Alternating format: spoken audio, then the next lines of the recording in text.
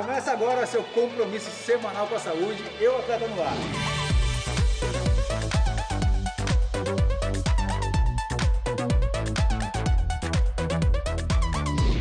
Aqui ao meu lado, Débora Povaleri, nossa parceira, consultora de fitness do Eu Atleta. Do meu outro lado, aqui é Dávor, que é nutricionista e atleta amador, porque o cara tá forte. Treina há muito tempo, Dávor? Então, Juliano, eu já treino tem mais ou menos 4 anos, mas eu fui pegar no ritmo de treino porque tudo no começo ainda não tem aquela periodização, não tem aquele objetivo, a gente entra por questões de saúde, quer emagrecer um pouco. Aproveita que você é nutricionista, né? Sabe o que comer na hora certa e tal. Ah, não, assim, a alimentação é a base de tudo, né, Juliano? Eu costumo falar assim, que o treino, na verdade, ele tem que ser aliado a uma boa nutrição. Sim. Não adianta você fazer um treino e não ter um combustível correto para aquela atividade física que você faz. Legal. Bom, nosso primeiro tema de hoje é o que fazer na academia. Você, Dávora, o que você faz na academia? Você começou numa academia para quê? Em busca de saúde, ficar forte, fazer amigo? Por que você veio para academia? Então, eu comecei, Juliano, porque eu estava muito acima do peso. Eu, quando era adolescente, já entrando com meus 18 anos, eu tinha mais ou menos 102 quilos. Então, em primeiro lugar, eu queria emagrecer. Consegui emagrecer, comecei a ganhar gosto pela musculação. E depois que eu já tinha atingido o peso da normalidade, comecei a querer ganhar músculo. Comecei a ver revistas, olhei foto do Arnold, né? Aquela coisa de filme, de treino. Falei, pô, isso é muito show, cara. Aí falei, vou começar a treinar. Comecei a ganhar gosto por isso e agora eu tento ajudar as outras pessoas que estão em busca exatamente dos mesmos objetivos a tentar chegar no objetivo delas. Quantas vezes por semana você treina? Eu treino de segunda a sexta, basicamente final de semana eu faço aeróbicos, vou pra praia, ando de bicicleta. E agora, Débora, o que a mulherada vem atrás na academia? Ela vai fazer amizade, né? Não. Você praticamente mora na academia, né? Você dá aula quase o dia inteiro. O que você percebe? Passo mais ou menos umas 10 horas por dia na academia. Bom, as mulheres vêm por vários motivos, né? O primeiro é baixa autoestima. Muitas porque terminaram o relacionamento, porque não estão bem no relacionamento, mas a maioria alia isso à questão de saúde, tá? Eu costumo dizer que você vem pra academia pra muita coisa, até pra malhar. Também, né? Até pra malhar. Porque é mais uma questão social, psicológica, de se sentir bem, de se relacionar com outras pessoas. E aí, incluído a isso, a gente tenta empurrar a atividade física, que é tão difícil de aceitar. Não é 100%, tá? Como o Dávor falou, depois que elas ingressam na atividade, elas passam até a gostar. Sim, é um estímulo. Ela começa, às vezes, para fazer amizade, acaba gostando e se torna hábito. Para a grande maioria é um esforço, mas eu acredito que a maioria delas, depois que ingressam na atividade, acaba até encarando isso mais como uma coisa mais prazerosa e não mais como uma obrigação. Porque as academias hoje têm muita opção de aula, né? Claro, então ela pode escolher um spinning, um crossfit, uma musculação. Inclusive assim, para quem está iniciando na atividade, o ideal é que procure uma atividade coletiva. E é por essas atividades que as pessoas mais aderem à academia. E esse é a grande questão da atividade física, né? Se você descobrir uma maneira de gostar daquilo, não vai ser mais um sofrimento. Eu tenho que ir para a academia. Não, vai gostar, não é isso? Então, por isso que hoje em dia as academias oferecem o máximo de atividades possíveis, porque não é possível que em todas as opções que a gente tem a pessoa não vá gostar de alguma. Sim. Quem que fala mais, o homem ou a mulher durante o treino? Olha, eu tenho minhas dúvidas, tá? Vamos defender a classe, hein? Eu tenho minhas dúvidas, mas as mulheres falam bastante. E os homens, você acha que os homens hoje procuram algum lado social ou você acha que o homem vem para treinar mesmo? Olha, eu acho que eles vêm para treinar, mas eles acabam fazendo muito social aqui.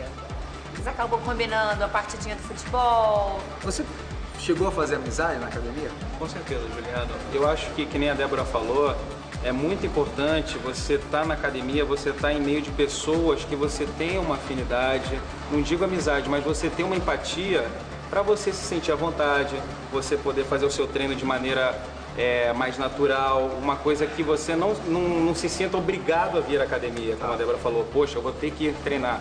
Mas não, meu amigo vai vir junto comigo, então já é um estímulo. Ajuda. Segundo tema, me lesionei. E agora? Você já se lesionou, Otávio? Já. Treinando? Infelizmente, treinando, Juliano. Eu já tive várias lesões. Eu estava fazendo no momento, eu vou falar a lesão mais crítica que eu tive. Que foi o dia que eu travei, quando eu estava fazendo agachamento. Fui fazer normal um movimento de agachamento, só que eu senti uma pinçada na hora que eu cheguei lá embaixo. Aí travou. Coloquei a barra, falei, vem me ajudar, não dá, saí, muito peso. Estava com 60 de cada lado, fazendo agachamento a fundo. No momento que eu agachei, no finalzinho, senti uma pinçada. Parei. Dali eu tive que ligar pra minha mãe, me levou pra casa, anti-inflamatório. Nem consegui andar, Juliano. Sério? Fui carregado pro professor. Foi horrível. E aí quando você sentiu a fisgada, o que você fez? Você parou imediatamente, sentou, o que você fez? Parei imediatamente, travei, que eu tava naquele aparelho Smith, né? Tinha alguém com você ou estava sozinho? Tava sozinho. Que é perigoso. Isso é que foi fatal, né? Eu poderia ter chamado alguém pra me ajudar. Mas aí eu travei, acabou que anti-inflamatório, uma semana de recuperação, fisioterapia. E assim, quando a gente tá entrando nesse mundo de atleta, qualquer lesão desmotiva muito, né, Juliano? Não, ainda mais que você começa a trabalhar muito no limite, né? Você vai trabalhar ali no 100%. 100% do Dava, 100% do Juliano. Então, quando você passa do 100%, há um risco. Tanto que a gente fala que atleta não é tanto saúde, já entra a questão de performance. Daí pra frente você aprendeu? Aprendi, eu comecei a utilizar o cinto, né? Questão de postura, procurei um personal para me ajudar. Débora, ele se lesionou, eu achei que não foi tão grave quanto poderia ter sido, né? Isso. O que você tem a dizer sobre a lesão do Dava, por exemplo? A primeira coisa, quando a gente sente que tem alguma coisa errada, aconteceu alguma coisa errada, é parar imediatamente. Chamar um professor ou pedir ajuda e não se mexer. Independente de onde a lesão ocorreu, se a gente se mexe demais, a gente pode agravar a lesão. Senta, deita?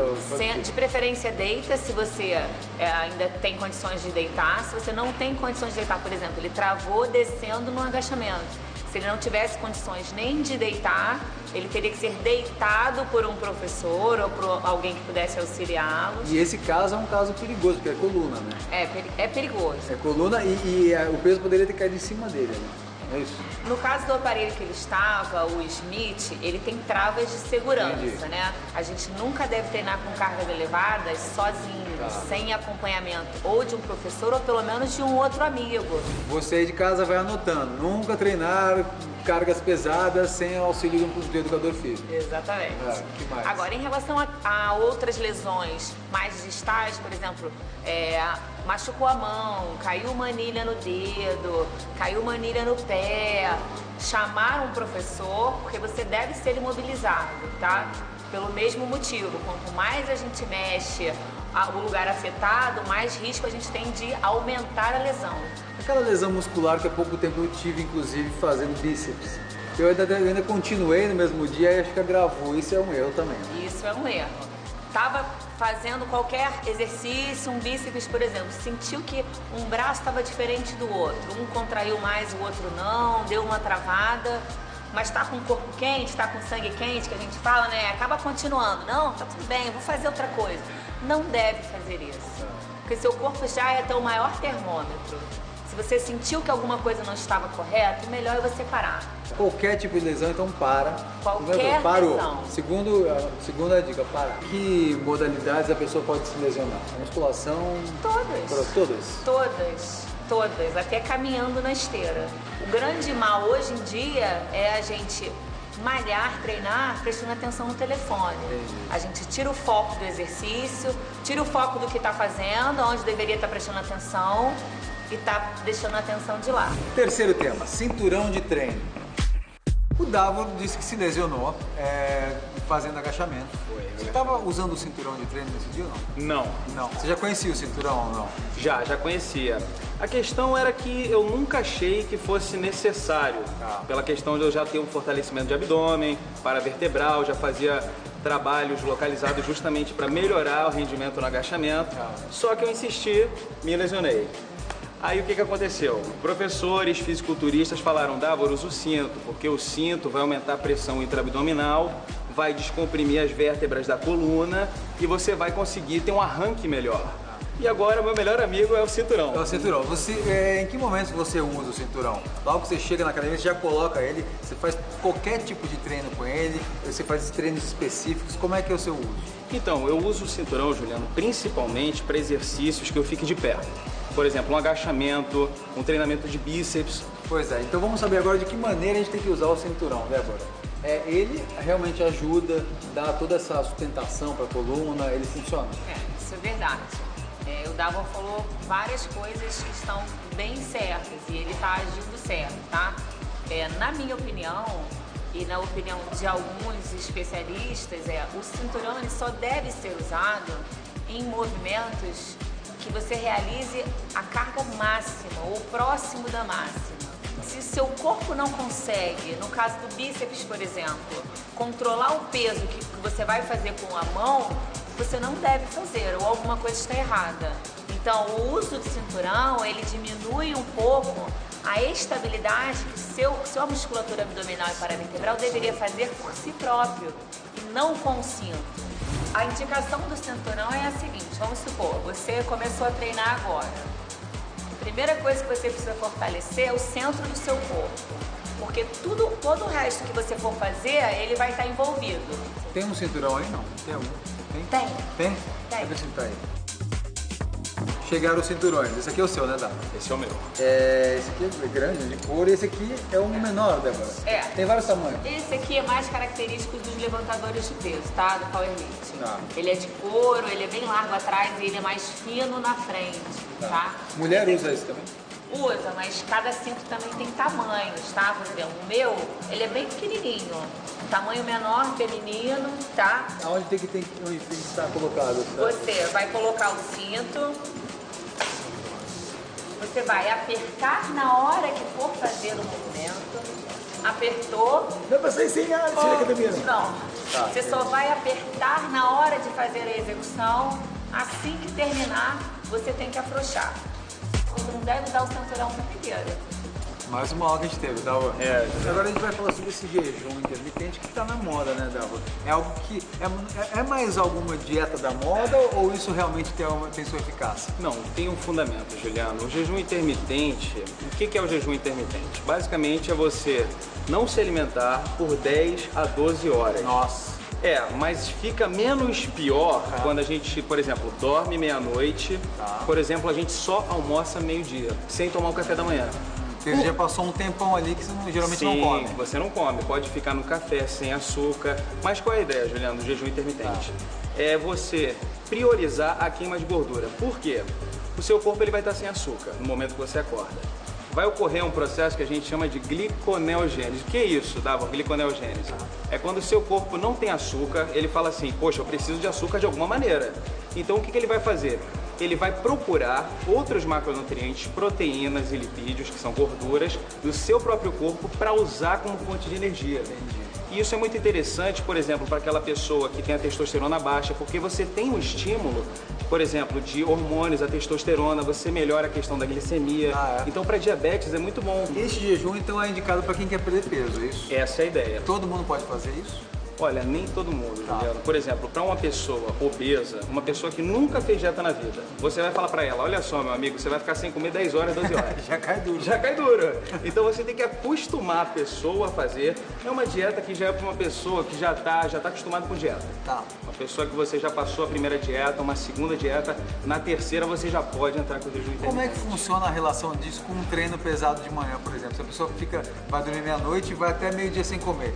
Não é aconselhável, então, não é treinar pesado. Não é aconselhável. Nada em alta intensidade. Porque não combina, né, Débora? Exatamente. Não dá pra mandar um crossfit de manhã. Não, de jeito nenhum, por favor. O que o Davon falou, ele tem toda a razão, tá? Até um tempo atrás, a gente teve muito isso na moda, o pessoal vinha treinar em jejum. Só esqueceram dessa parte, né? Você pode sim fazer a dieta recomendada pelo nutricionista, mas o que você não pode é vir para academia em jejum. Você precisa adequar o treino à dieta. Exatamente. E assim como ele falou, a pessoa já tem que estar acostumada à dieta para ter noção do que ela é capaz de fazer.